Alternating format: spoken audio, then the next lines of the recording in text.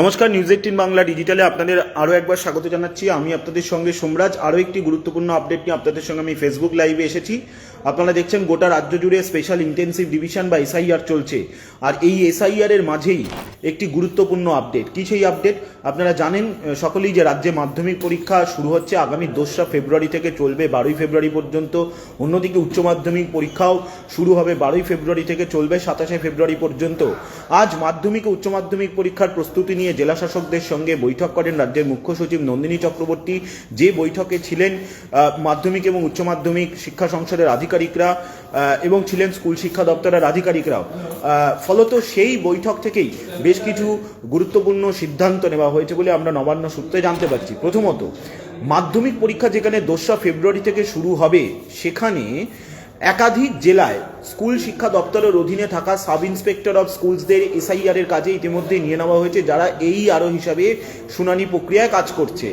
এবার মাধ্যমিক পরীক্ষার সময় যদি তারা শুনানির কাজ করে, তাহলে পরীক্ষা বিঘ্নিত হতে পারে, কারণ একাধিক জেলায় তারা সেন্টার ইনচার্জ বা ভেন্যু ইনচার্জ হিসাবে কাজ করছেন। ফলত সেই জায়গায় দাঁড়িয়ে কিভাবে মাধ্যমিক পরীক্ষা পরিচালনা হবে তা নিয়ে উদ্বিগ্ন স্কুল শিক্ষা দপ্তর।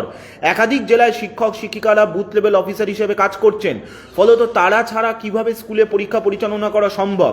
আর গোটা বিষয়টিকে মাথায় রেখে নির্বাচন কমিশনকে চিঠি দিচ্ছে রাজ্য স্কুল শিক্ষা দপ্তর। তার কারণ, মাধ্যমিক পরীক্ষা চলাকালীন যদি এই আধিকারিকরা এসআইআর এর কাজে ব্যস্ত থাকে, তাহলে একাধিক জেলায় পরীক্ষা নিয়ে সংশয় তৈরি হতে পারে, বিঘ্ন তৈরি হতে পারে। আর তাকে মাথায় রেখেই এবার নির্বাচন কমিশনকে চিঠি দিচ্ছে স্কুল শিক্ষা দপ্তর।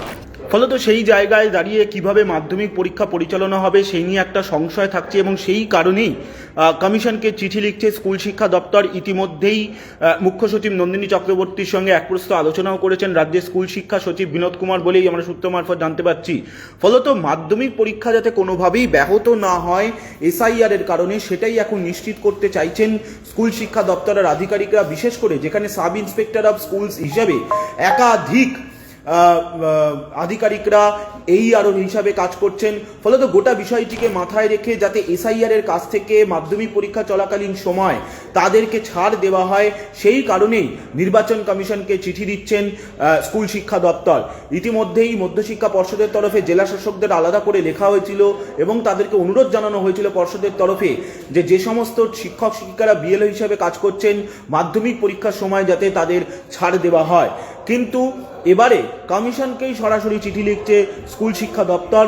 তার কারণ, ইতিমধ্যেই তারা আজকে নবান্নে বৈঠক করেছেন এবং সেই বৈঠকের পর যেহেতু এসআই দের এই আরও হিসাবে একাধিক জেলায় নিয়োগ করে নেওয়া হয়েছে, ফলে তো সেই জায়গায় দাঁড়িয়ে কিভাবে পরীক্ষা পরিচালনা সম্ভব সেটা নিয়ে একটা সংশয় থাকছে স্কুল শিক্ষা দপ্তর, আর তাকে মাথায় রেখেই এবার নির্বাচন কমিশনকে চিঠি দেওয়া হচ্ছে।